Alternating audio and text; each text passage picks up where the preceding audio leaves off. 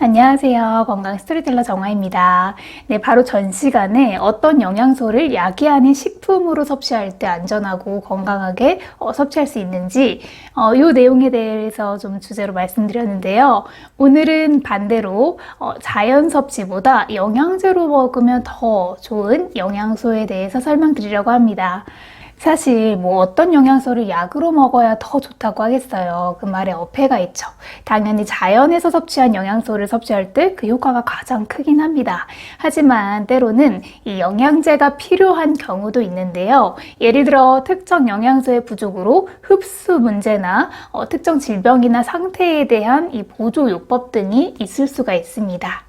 그래서 암을 치병하시는 환우님들의 경우에는 특정 영양소의 소비가 일반인에 비해서 굉장히 빠른 경우가 있는데, 이런 상황을 생각하면 자연적인 섭취만으로는 그 소비를 전부 다 대체하기가 어려워서 건강기능식품으로 이 식사만으로는 부족한 영양소를 채워주시는 것이 좋습니다. 그래서 그 영양소에 대해서 설명을 드리면요. 네, 첫 번째는 비타민 D입니다. 이 비타민 D는 한국인의 90%가 부족하다고 할 만큼 생각보다 보충을 하기 어려운 영양소 중에 하나인데요. 이 비타민 D는 칼슘의 흡수를 촉진하고 면역 시스템을 강화하는 데 도움을 줍니다. 그리고 항염증 효과 또한 가지고 있기 때문에 치병 중이시라면 꼭 필요한 영양소이고, 비타민 D가 부족하면 피로나 무력감이 들고 또 두통과 신경계 이상 증상이 발생할 수 있습니다. 또 몇몇 연구에서는 심혈관 질환의 위험이 증가하거나 인슐린 저항성을 악화시켜서 당뇨를 유발한다는 연구 결과도 있는데요. 그래서 사실 여름 같았으면 나가셔서 운동하시면서 햇볕을 쐬세요. 비타민 D는 비타민 B를 받을 때 합성이 되기 때문에 운동을 통해 근육량을 늘리고 면역력도 올릴 겸 이 햇볕을 받으시면 됩니다 라고 말씀을 드렸을 것 같은데, 지금은 겨울철이라서 햇볕을 통해 광합성을 하는 양이 좀 너무 미흡한 시기입니다. 음식을 통해서는 계란이나 연어, 버섯, 몇몇 식물성 오일은 약간의 비타민 D를 포함하고 있지만 결국 가장 중요한 건 해를 통한 광합성이거든요. 음식만으로는 충분한 양의 비타민 D를 얻기가 매우 어렵기 때문에 이런 경우에는 영양제로 섭취하시면 도움이 되실 것 같습니다. 참고로 말씀드리면, 예전에 한 고객님께서 이런 말씀을 하신 적이 있어요. 본인께서 병원을 다닐 때 직접 운전을 하고 다니는데 이렇게 햇볕을 쐬는 것도 효과가 있나요? 라고 문의를 하셨는데 결론적으로 크게 의미는 없습니다. 우리가 차를 타고 다닐 때 보통 살이 타거나 눈부심을 방지하기 위해 틴팅을 하는 경우가 대부분인데요. 썬팅이라고도 하죠. 이렇게 자외선 차단 필름을 덮은 경우에 광합성에 필요한 자외선 B가 차단이 되기 때문에 전혀 효과를 보실 수 없습니다. 그래서 이런 식으로 비타민 D를 생성한다고 생각하시는 것은 잘못된 생각이다 라는 것도 함께 알고 계셨으면 좋겠습니다. 또 여담으로 말씀드리면, 어두운 피부톤을 가진 분들은 비타민 D를 합성하기가 더 어려운 피부입니다. 우리가 피부색이 짙은 이유는 이 피부에 멜라닌이라는 색소 때문인데요. 피부가 어두운 톤일수록 즉 멜라닌이라는 성분이 많을수록 광합성 과정이 느리게 진행됩니다. 그래서 피부가 짙을수록 비타민 D의 결핍이 밝은 피부에 대비해서 결핍이 일어나기 쉬울 수 있으니까요. 체크하셔서 부족하지 않도록 하시는 것도 필요할 것 같습니다.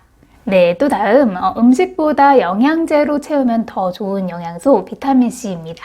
비타민C는 우리가 신과일에 많이 포함된 것으로 알고 계실 텐데요. 귤이나 딸기, 키위, 레몬 등을 통해 섭취하실 수 있죠. 그런데 일반적인 상식으로 섬유질이 풍부한 과일을 많이 섭취하시면 건강에 좋다고 생각하실 수 있는데요. 그런데 사실 과당이 많은 과일을 너무 많이 섭취하시는 건 좋지 않습니다. 과일은 프룩토스라는 즉 당분을 많이 함유하고 있는데요. 과일을 너무 많이 섭취하시게 되면 과당이 과도하게 흡수되면서 이 혈당 수치에 영향을 줄 수 있습니다. 특히 당뇨나 간이 안 좋으신 분들은 더욱 주의하셔야 하고, 아직 암이 성장하는 원동력이 당이다, 지방산이다 이게 정확하게 정의되고 있지는 않지만 그래도 과도하게 혈당을 올리는 건 치병을 하고 계시는 환우님들은 당연히 피하시는 게 좋겠죠. 하지만 비타민C 자체는 암 환자에게 정말 중요한 성분입니다.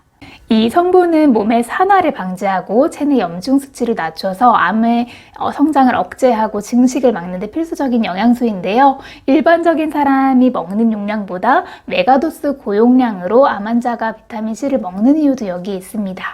일반인에 비해서 치병을 하고 계시는 경우에는 체내 산화가 매우 빠르게 일어나기 때문에 이에 비례해서 비타민C를 보충하는 것이 중요합니다. 추가로 비타민C를 과도하게 많이 드신다고 해서 체내에 저장되지는 않고요. 흡수되고 남을 경우에는 소변으로 충분히 배출되기 때문에 별다른 부작용은 없는데요. 효과적인 복용법은 하루 복용량을 한 번에 먹는 것보다 여러 번 나누어서 먹는 것이 효과적입니다. 그 이유는 비타민C가 혈중에서 유지되는 시간이 그렇게 긴 편이 아니기 때문인데요.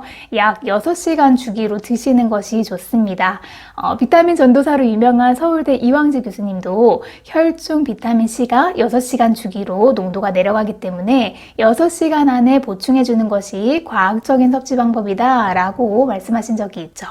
중요한 건 비타민C는 필수적인 영양소이지만 과일로 과하게 섭취할 때 생길 수 있는 이런 부작용이 생각보다 큰 편이기 때문에 이는 영양제로 섭취하실 필요성이 있다는 점 참고해 주시면 될 것 같습니다. 그래서 오늘은 영양제로 보충하면 좋은 영양소에 대해서 알아봤는데요. 치병 활동에 조금이라도 도움이 되셨으면 좋겠습니다. 오늘도 시청해 주셔서 감사합니다. 항상 건강하세요.